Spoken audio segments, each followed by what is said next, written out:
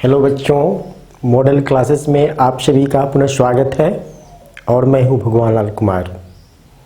जैसा कि आपको पता है, इसके पहले हम प्रकाश के परावर्तन के बारे में पढ़ रहे थे।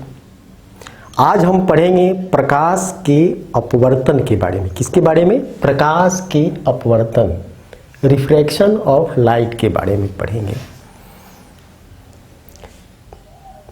इसको समझने के पहले आइए हम पीछे चलते हैं। आपने पढ़ा था कि प्रकाश किसी पारदर्शी माध्यम में सीधी रेखा में गमन करता है, सीधी रेखा में चलता है। ऐसा प्रतीत होता है कि प्रकाश पारदर्शी माध्यम में सीधी रेखा में गमन करती है। पारदर्शी माध्यम में, समझ रहे हैं ना, ट्रांसपेरेंट मीडियम में। ये एक ट्रांसपेरेंट मीडियम हो तब प्रकाश जब दो माध्यमों से गुजरे या दो से अधिक माध्यमों से होकर गुजरे तब क्या होगा? प्रकाश जब दो पारदर्शी माध्यमों से होकर गुजरती है, ठीक है, दो पारदर्शी माध्यम और दोनों माध्यमों का घनत्व अलग अलग होना चाहिए, ठीक है। दो पारदर्शी माध्यम से होकर जब गुजरती है तब क्या होता है? तब क्या प्रकाश इसी सीधी रेखा में गमन करती हुई प्रतीत होती है? नहीं, तब इसके मार्ग में विचलन होता है, डेविएशन होता है। वह अपने मार्ग से विचलित हो जाती है ना। इसको समझने के लिए हम अपने दैनिक जीवन के अवलोकनों पर विचार करते हैं। कई अवलोकन हैं। हम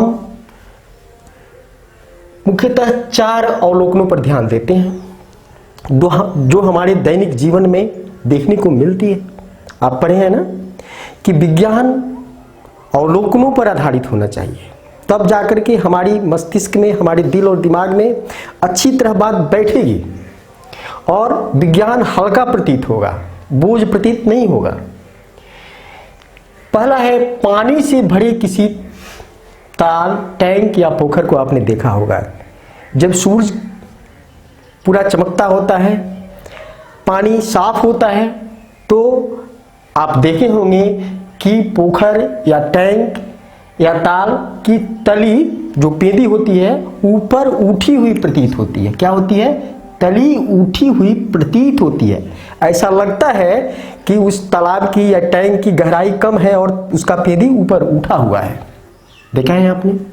दूसरा अवलोकन, कांच का एक मोटा स्लैब है, ठीक है, उसके नीचे हम किसी मुद्रित सामग्री को, प्रिंटेड मटेरियल को रखते हैं। जैसे किताब है, उसके ऊपर उस कांच के स्लैब को रखते हैं तो उसके नीचे का अक्षर उठा हुआ प्रतीत होता है। ऐसा लगता है कि वह ऊपर है, वास्तविक जगह से ऊपर उठा हुआ है, ऐसा प्रतीत होता है। अक्षर उठे हुए प्रतीत होते हैं, देख रहे हैं ना, प्रतीत होते हैं पर ध्यान देना है।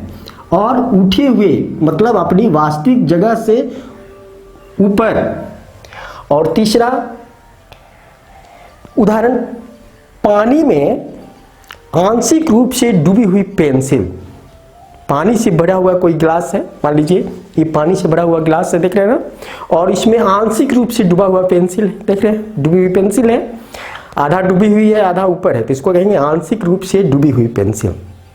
आप देखेंगे कि हम ऊपर से देखते हैं तो यह इंटरफेस मतलब अंतःपृष्ठ, जहां पानी और ऊपर हवा है, पानी है और ऊपर हवा है, दोनों माध्यम जहां एक दूसरे से मिलते हैं उसको कहते हैं अंतरपृष्ठ। और इस अंतरपृष्ठ पर आप देखिए कि पेंसिल मुड़ी हुई प्रतीत हो रही है। ऐसा लग रहा है कि पेंसिल मुड़ी हुई है। ऐसा क्यों होता है? अंतरपृष्ठ पर टेढ़ी प्रतीत होती है। टेढ़ी मतलब मुड़ी हुई प्रतीत होती है। आपने देखा होगा गर्मी के दिनों में कि दुकानों पर कांच के बर्तनों में पानी भरकर उसमें नींबू रखते हैं दुकानदार। जब हम देखते हैं तो उस बर्तन में नींबू वास्तविक साइज से बड़े बड़े प्रतीत होते हैं। ऐसा क्यों होता है? इन सभी अवलोकनों में कोई न कोई तथ्य छुपा हुआ है और वह तथ्य है प्रकाश का अपवर्तन। क्या है? प्रकाश का अपवर्तन। अर्थात प्रकाश के अपवर्तन के कारण ही ये चारों घटनाएं हमें देखने को मिलती है। अब हम इसमें से एक को चूज करते हैं, सी को। पानी में आंशिक रूप से डूबी हुई पेंसिल अंतः पृष्ठ पर टेढ़ी प्रतीत होती है। क्यों प्रतीत होती है? इसका कारण क्या है? कारण यह है कि ये ग्लास है, ग्लास में पानी भरा हुआ है, देख रहे हैं, इसमें पेंसिल आंशिक रूप से डूबा हुआ है, आधा डूबा हुआ है, आधा ऊपर है। तो पानी के अंदर जो भाग डूबा हुआ है वहां से आने वाली किरण और पानी के ऊपर जो भाग है उससे आने वाली किरण हमारी आंखों तक पहुंचती है, वह भिन्न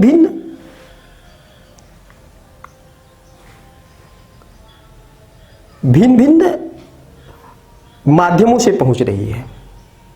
उसकी दिशा अलग अलग है, अलग अलग दिशा है। आप देखिए यहां हमारी यहां आंख है, ये कांच का ग्लास है, इसमें पानी भरा हुआ है। हम यहां जब देखते हैं यहां से, तो पानी के अंदर जो भाग है यहां से जो किरणें हमारी आंखों तक पहुंचती है और पानी के ऊपर जो पेंसिल का भाग है वहां से जो किरणें हमारी आंखों तक पहुंचती है वह अलग अलग तरीके से पहुंचती है, अलग अलग रास्ते से पहुंचती है। उसका अलग अलग रास्ता है, देख रहे हैं ना। तो अलग अलग है मतलब वह देखने में अलग अलग प्रतीत होगा, मतलब टेढ़ा प्रतीत होगा, देख रहे हैं ना। यहां थोड़ा सा ऊपर उठा हुआ, यहां से इंटरफेस पर टेढ़ी प्रतीत होती है। इंटरफेस जहां है, दोनों जहां, यहां ऊपर हवा है, ऊपर हवा है माध्यम और नीचे पानी है, तो पानी और हवा का मिलन जो स्तर है, मिलन का जो बिंदु है, वहां पर ये टेढ़ी प्रतीत हो रही है, ठीक है ना। तो ये हुआ क्यों प्रतीत होती है? तो हमने बताया कि प्रकाश के अपवर्तन के कारण। प्रकाश की किरणें ऐसा लगता है कि अपने रास्ते से क्या हो गई है, विचलित हो गई है, पानी सीधी रेखा में गमन नहीं कर रही है। अब हम एक एक्टिविटी करते हैं, एक क्रियाकलाप करते हैं। एक कटोरा लेते हैं, थोड़ा सा उथला हुआ, मतलब जिसकी गहराई कम है, उसमें एक सिक्का रखते हैं, थोड़ा सा पानी भरते हैं, तिरछी देखते हैं इसको, बगल से आंख से तिरछा देख रहे हैं, देख रहे हैं। हम देखेंगे तो यह वास्तविक स्थान से थोड़ा सा उठा हुआ प्रतीत होगा, देख रहे हैं। यहां वास्तविक स्थिति है तो थोड़ा सा उठा हुआ, क्यों? कि देख रहे प्रकाश ऐसे वास्तविक स्थिति इधर मुड़ कर गई है और ऐसा लगता है कि सीधा यहां है, ठीक है ना। थोड़ा सा और पीछे हटते हैं तो यह दिखना बंद हो जाता है। अब थोड़ा सा इसमें और पानी मिलाइए, ठीक है, और पानी मिलाइए, तब क्या होगा, यह दिखने लगेगा। ऐसा क्यों होता है? जब हम और पानी मिलाते हैं तो पतली परत जो पानी की थी वह मोटी हो जाती है और पानी का मोटा परत प्रकाश की किरणों को और अधिक मोड़ता है, और अधिक क्या करता है, मोड़ता है। मतलब अपवर्तन और अधिक होता है, प्रकाश की किरणें और अधिक मुड़ती है, जिसके कारण यह सिक्का पीछे हटने पर भी दिखाई देने लगता है। एक और क्रियाकलाप है, एक बाल्टी है, बाल्टी में नीचे सिक्का रखा हुआ है, आप ऊपर से देख रहे हैं तिरछा ना, तो यह ऊपर उठा हुआ दिख रहा है। ऐसा क्यों दिख रहा है? अब इसको यदि आप उठाने की कोशिश करें तो आप देख करके उठाएंगे तो यहां आपको दिखेगा, तो यहां पकड़ेंगे तो पकड़ में नहीं आएगा ना, आप असफल हो जाएंगे। इसका कारण क्या है कि यह वास्तविक जगह से ऊपर उठा हुआ प्रतीत हो रहा है।